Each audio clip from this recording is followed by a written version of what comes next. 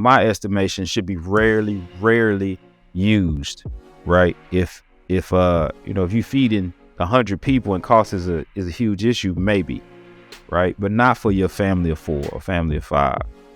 Vegetable oil every day, right? Every day. If health is a state of mental, physical, spiritual, and social well-being, a state in which the body is functioning at 100% and not merely the absence of disease, then why is it that black people are the least healthy race on the planet? Welcome to Black Health by Evoke, a podcast where we discuss the unfair access to care, health inequality, and the cultural and generational impact of poor health in our communities. It's time for us to take responsibility for our own health. Meet Dr. E, Dr. T, and myself, Dr. V. We want black people to be encouraged and empowered, for our people are perishing for lack of knowledge. It's time for black health to thrive, not just survive. Fellas, afternoon, good morning, good evening. How's everybody doing? Depending on when you're listening, right? Depending Good, on when you're all listening. of it. Good, all of it. Yeah. It's a good day, man. It's a good day as usual. Every day is a good day, especially when we get to jump on. When I get to jump on with y'all and talk about some of these health issues that that are plaguing our communities. It's so many different things, man. The thing is we're gonna be able to do this podcast for about the next 30 years. Because there's so many things that we need to deal with, so many things that we need to talk about, so many things that we need to break down, and in the future going forward, so many people that we're gonna be talking to about all of these health issues, man, which I'm very excited about getting into. And today we wanted to deal with something I think is really important for us to deal with, and important for us to break down a little bit and talk about, so that people are a little more educated on how to get themselves healthier. Because of all the folks on the planet, this is something that we probably use the most, right? This is something that we incorporate in our diet probably more than any other culture that I can really think of, especially in the United States, that I can really think of, and that's oil. The oil that we use to cook our food in. I think it's a really important discussion because we use it so much. Let's so make often. it plain, man. We're talking about the grease we use, right? The bad Right. That's what we're talking oils, about, not grease. the good ones. The bad oils. Right. Yeah. It's important for people to understand why they're bad. It's important for people to understand what's bad about them and what to look for. Because I think sometimes people just don't know, right? If something says, for example, vegetable oil on it, that sounds pretty good, right? It sounds like something that's okay to use, right? It's coming from vegetables. Of course it's good. But when you really look into it and people get a better understanding of what that really means and what's behind the label, what's on the back side of the bottle, when they really understand, what it is they're using and what it is they're consuming, I think a lot of times, more often, people begin to make better choices. I find it interesting, man, that over the years, research has done a lot over the past few decades when it comes to the usage and preference of different oils that we utilize. So, when from a standpoint of cooking, I can remember back when I was younger, what we used to cook with, what my parents and grandparents the oil that they chose to cook with versus where we are now. So, just kind of giving, looking back in history a little bit, I remember when my grandfather had these big lard buckets sitting next to the stove. And they were, you take, like you was mentioning, Doctor, you take a big spoon and, whatever you was cooking, that's what you utilize, the lard. And then all of a sudden, lard became something that you shouldn't use. And then Crisco was one of those things that a lot of people utilize. And then when we found out that Crisco shortening, then here comes the vegetable crock, or what was it called, in the little brown country crock, the yellow looking stuff, margarine, the margarine, yes, that's the word you're looking for. Those things, and then butter was supposed to be safer, and then it went to vegetable oil, then the canola oil, and then so over the years, I think it's been very confusing for us to understand, one, the health benefits, the challenges that they bring, and then what it is that we should actually be using when it comes to preparing our meals and everything. Yeah, and I know just starting off, certain regions of the country tend to have more and have less of some of the oils that are the best for us. But I kind of want to just throw out here, just for our listeners, if you're having a problem with deciding on the best oil to use, start reading your labels. One of the things that you want to always look into, anything that says partially hydrogenated or hydrogenated, anything that says that, research says that it actually has cancer-causing agents within it, and it pre-ages the body. So you look at certain cultures, certain regions of people, and you look at if they're eating things, a lot of them that are fried, you'll tend to see a lot of them looking pre-aged, maybe looking older, maybe having skin issues, maybe having a lot of health issues due to the fact of that. So the very first thing, tip number one, thing to stop right in the beginning, you turn that container over for the health of your family, for yourself, and look to see that if you see something that has partially hydrogenated oil or hydrogenated oil, that is one of the big no-nos as far as alert sign to let you know that that's not the thing that you want to have in your kitchen. I think that's a good point, is that those are cancer-causing agents, right? They contribute to, a lot of other things. Like we talked about, the autoimmune issues. There's links to Alzheimer's, definitely for sure, heart disease. We see a lot of those things when we're talking about those type of oils, Dr. Vaught. And I think that, one of the reasons that the main reason that they're on the shelf is because they're cheap to make, right? They're cheap to make, and when you deep fry, you need a lot of oil. So when you go into the grocery store and you need a lot of oil, you don't want to pay $70 to fry your chicken. You want to pay $15, $12 to fry your chicken. And I think that's where we get those. That's where we get those products from, the ones that are cheap to make, and with no regard for whether or not they're healthy for us. Big facts. And I think the other thing you just mentioned, Dr. Everett, is looking at the way that we're cooking food. Also determines the type of oil that we utilize. So you mentioned frying like something like chicken.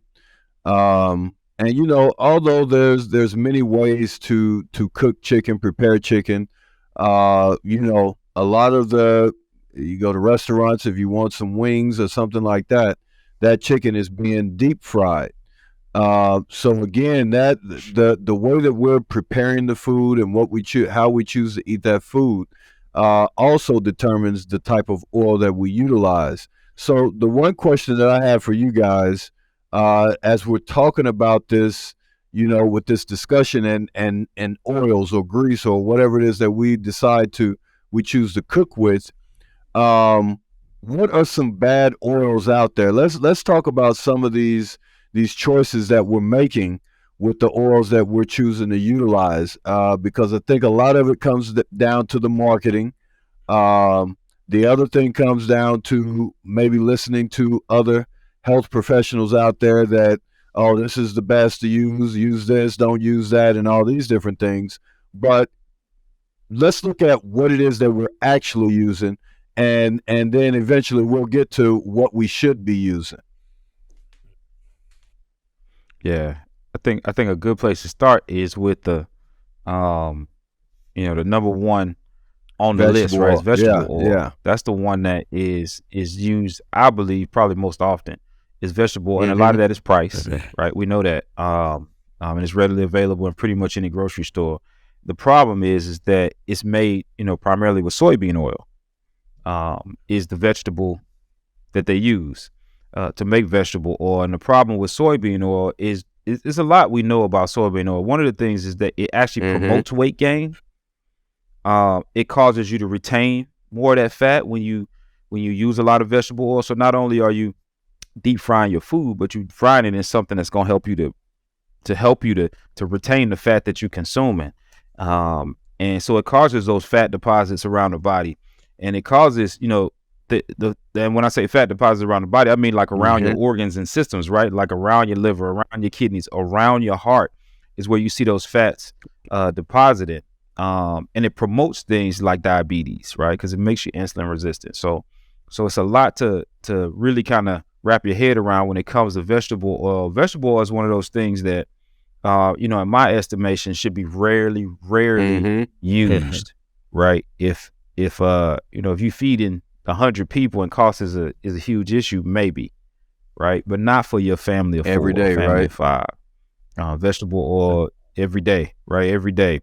It's what you coat the pan with. It's what you deep fry in. It's what you mix into your cake when you baking the cake. All of those things.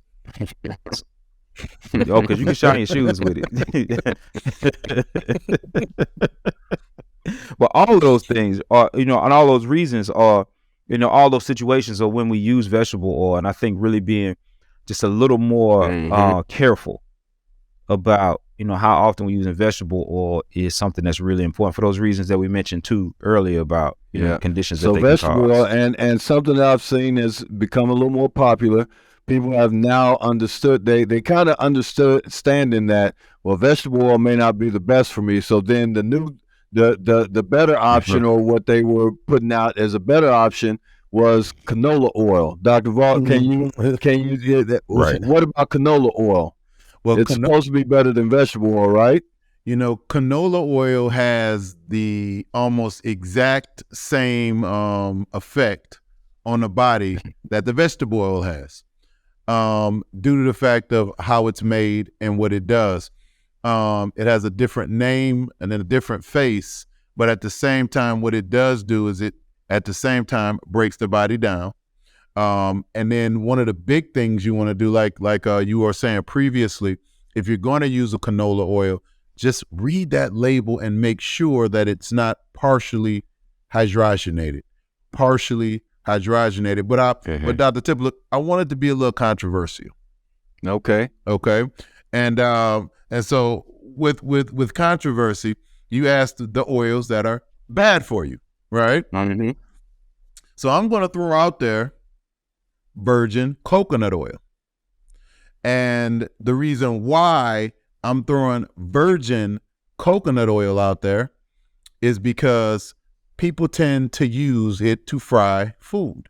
But what they don't realize is that it's not supposed to go past 350 degrees. So nobody's standing at their stove with a thermometer in the grease, making sure that it goes by. What happens is it begins to evaporate and it burns. All right. So, well, I heard that you can cook with coconut oil.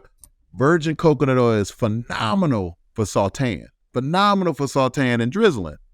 But you have to use an refined coconut oil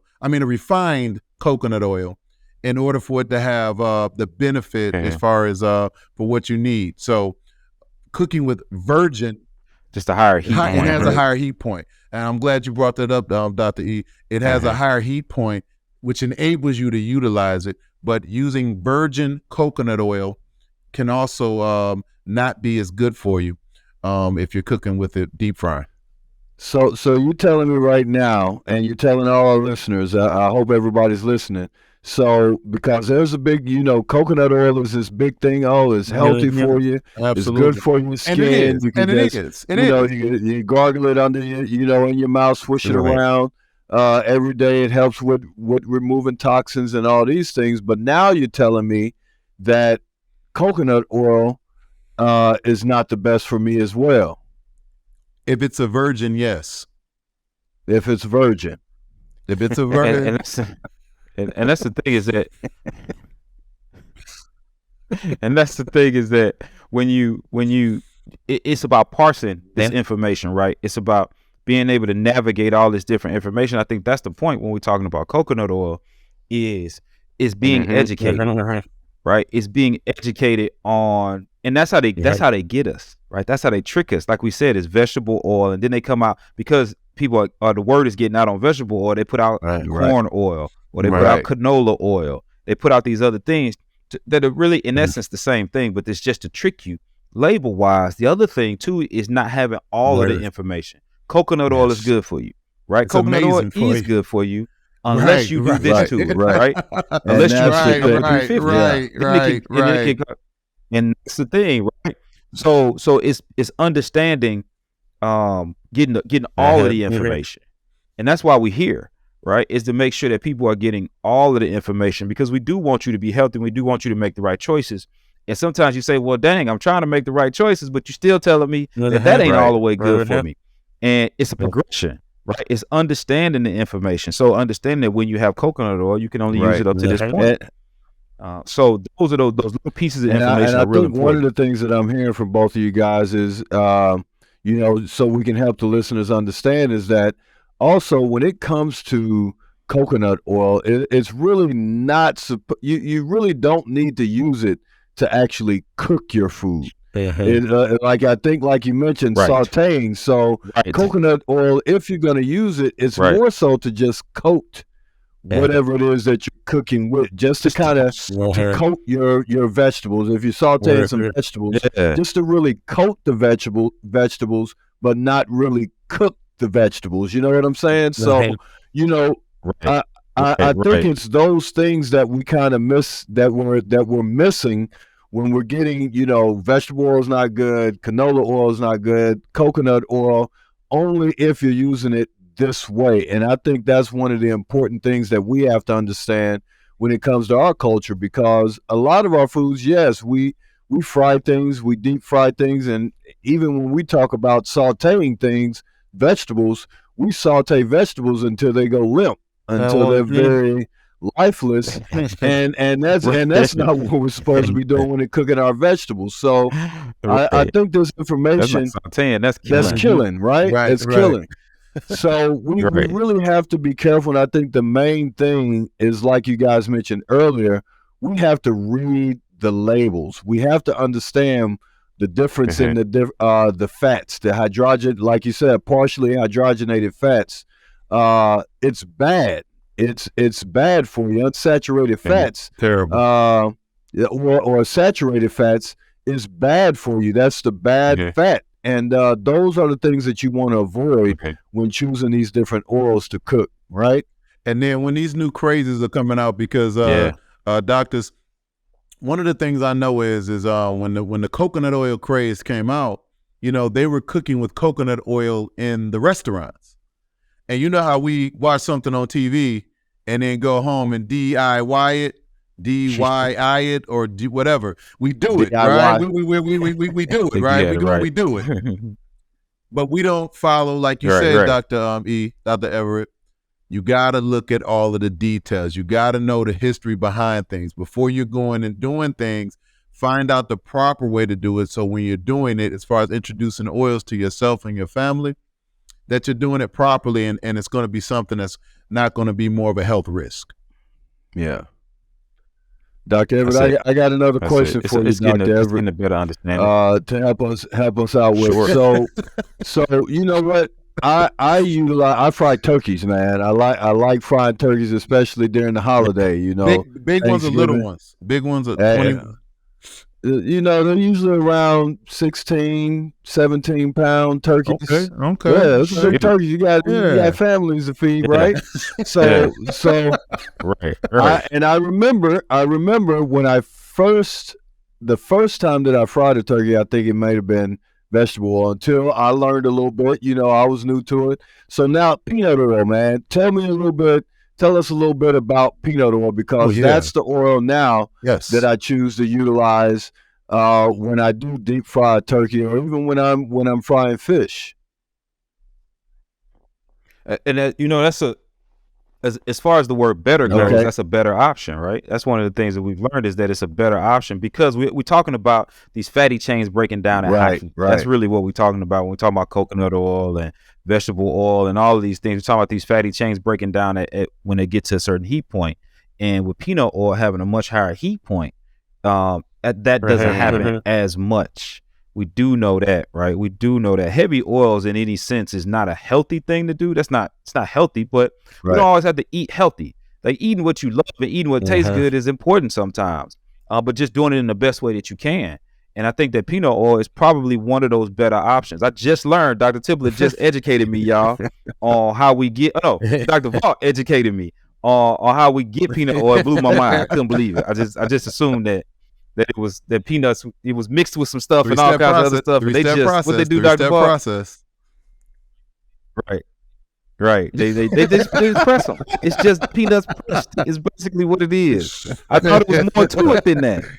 But I mean, when you think of it that way, it's probably a good thing, right? That it's just peanuts pressed and it's not typically mixed with a bunch of stuff. And the reason is because also what we learned is that when you're cooking, the fish or the turkey, that the peanut oil can withstand that high heat, so that you can flash fry the stuff. Because that's what you're really doing is high heat. It's flash frying, right? And so when you flash frying, you want those chains like we're talking about, those omegas to stay together, to maintain through that high heat. And they do that. They just do that better. And just so everybody know, I don't use peanut oil every day. Like I said, holidays, so maybe once or twice a year that Dr. Tipler is using peanut oil. So that's the other thing that to kind of remember, man. You know, we're using a lot of these, even the healthier things, the healthier oils, still in moderation. It's not that, every day I'm taking peanut oil or any of these oils and cooking with it every single day, because that's not healthy at all either. Right. And one of the things too that we look at, like you said, Dr. Tipler, with the moderation, but we got to understand that we have refined oils and we have virgin oils, and those are used for different times. We know that olive oil, and we've heard of olive oil, is a phenomenal oil, is one of the bases of healthy cooking oils that they have out there. But there's different foods that are used at different times. So the foods that you're eating, kind of investigate how their preparation and cooking them, and the oils that you're using to do the same thing. Yeah. Rachel Ray called it EVOI, right? That's what she called it.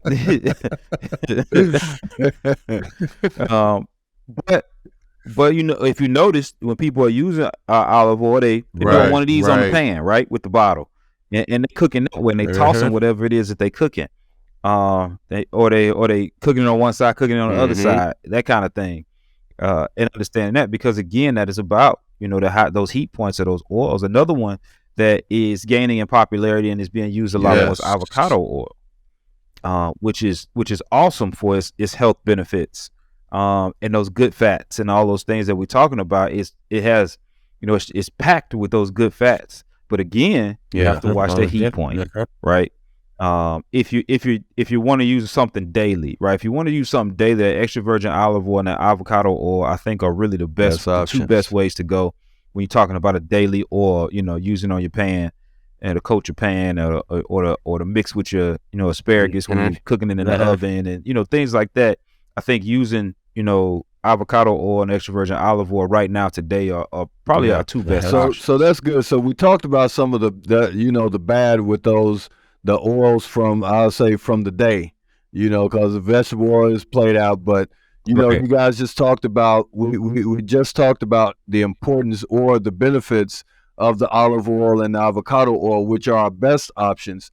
I really want to talk about one more thing, man, and that's butter. Oh, yeah. I was hoping you was going to say that. So where does... I was hoping you were about to say butter. Where does butter fall in all of this, and is it safe for us to use? Can we cook with it? Can we utilize butter? What do you guys take on it? Go ahead, Doc. Yeah, it's sure it's a mixed bag, man. Mine's quick, Doc. Yeah. Moderation. Go ahead. Vitamins A, D, E, and K2 are in them, right? So they do have a tremendous benefit. You want to make sure that if you can get butter, that it's grass-fed, because the K2 is going to be vitamin K2 is going to be at a lot higher level that you can utilize. And that's one of moderation. Yeah, I think so, because it's still dairy, right? It is still dairy, and we know some of the drawbacks of consuming, too much dairy. So it is important to understand that of all those other options we mentioned, right? Vegetable oil, canola oil, corn oil and all of those things, yeah, of course you want to use butter. Of course. But compared to maybe, coconut oil, use the right way, extra virgin olive oil, avocado oil, butter is going to fall behind those, right? So you're making a judgment call on what's best for you, because judgment is one of those, butter is one of those ones that has a little bit of a higher heat point too. So it's so those chains are holding together. And that's why it can be on when you Google and you look at good oils, that's why butter can fall on that list is for those reasons. When you're talking specifically about using the oils, but also remember, like I said, that it is dairy, and we have talked about how scary dairy can be. Scary. So getting it as organic or as natural as possible. And there's another butter, man. That has gained a little more popularity as well as an option to dairy butter, and that's ghee. Ghee. Ghee. Ghee. That's right. G or ghee? Ghee. Yeah, with the G. With the G. H-E-E, I think is the way to dispel. But also another option to utilize as far as cooking and coating things. And I think, man, it kind of continues to, we have to make this point, is that when using olive oil and the avocado oil and the coconut oil or butter, for that fact, really these things are really just for coating your food or, a quick pan sear. It's not for, if you got to cook something and it takes 20, 30 minutes to cook. It's probably not you probably don't want to be using those oils because of that heating point that you guys were just speaking of. So, yeah, man, that's good. Right. Yeah, if you can drop it in the pot and then wash it, it's probably not good for you. It takes 20 minutes to get it all heated up. Like when I use a peanut oil, I put it on the fire and I walk away. Gotta give it some time to get to that temperature. Mm-hmm. Go take a shower, turn the TV on. Exactly. Go back out. While we on the topic of oils, I haven't eaten meat in a long time, a lot of years. And one of the things that bothers me is that I missed, and I told you this, Dr. Tibbler, I missed the fried turkey craze. Like the fried turkey came home after I stopped eating meat. I know for sure fried turkey is delicious. I know it is, man. You can taste it. Can you taste it? Can you taste it? I'm upset. Yes, I can taste it in my mouth, man. I'm telling you, man. My 20-something. My fried turkey, in my mouth. Oh my God, they're so tender and juicy. Hey, I do all the seasoning, injected and everything, like a whole day before I'm cooking. I inject it and let it just settle in. So, from Evoke audience, this is not a disclaimer for sirloin turkeys. We do not have a contract with Butterball. No affiliation with Butterball. I'm a little upset that I missed that, though. I eat one every year for you. Thank you. I appreciate it. The love. Thank you. I was looking for you. I hope again that you guys have gotten a lot out of what we had to say today, and that you, from everything that we talk about, that you get into doing more research and getting a deeper understanding of these topics that we talk about, because all we're doing is giving you the ground. We're giving you the groundwork. We're giving you the topics. We give to investigate. We're giving you the information to get started on your journey to health. So hopefully you're taking the time to really dig into and investigate some of these topics that we talk about for yourself and make an educated decision, because we never want you to just take what we say. We never want you to just take what anybody says. We want you to do your own homework and do your own research and make the decisions that are best for you, make the decisions that are best for your family, in your journey to better health.